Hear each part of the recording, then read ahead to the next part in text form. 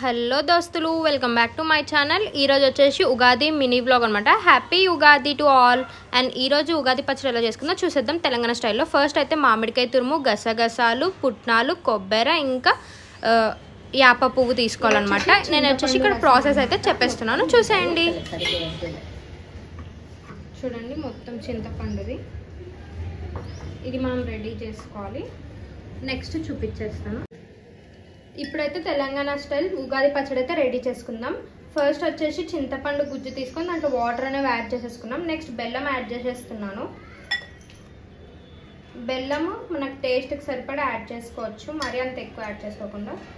Next వచ్చేసి మామిడికాయ తురుము యాడ్ చేస్తున్నాం. మనం పీసెస్లా కూడా కట్ చేసి యాడ్ చేసేసుకోవచ్చు.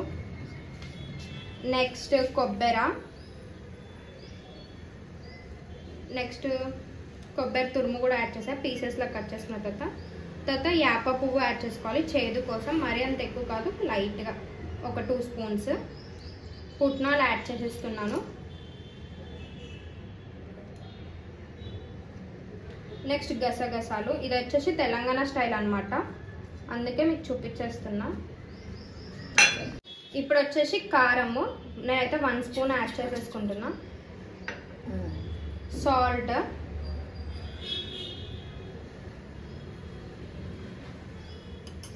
ఇప్పుడైతే మనం మంచిగా మిక్స్ చేసేసుకోవాలి.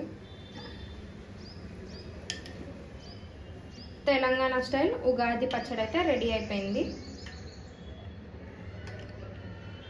ఇప్పుడైతే మనం దేవుడి దగ్గర పెట్టేసుకుందాం. మన ఉగాది పచ్చడి రెడీ అయిపోయింది. బెల్లం అయితే కరగాలి. మీకు కరగాలనుకుంటే వాటర్లో కూడా వేసి ఒక 1/2 అవర్ సేపు పక్కకు పెట్టేసుకోవచ్చు. ఆ వాటర్ యాడ్ చేసేసుకోవచ్చు. అండ్ మీరు ఎలా చేసుకుంటారో కూడా కామెంట్ చేసేయండి. Stay tune for next video. Bye bye.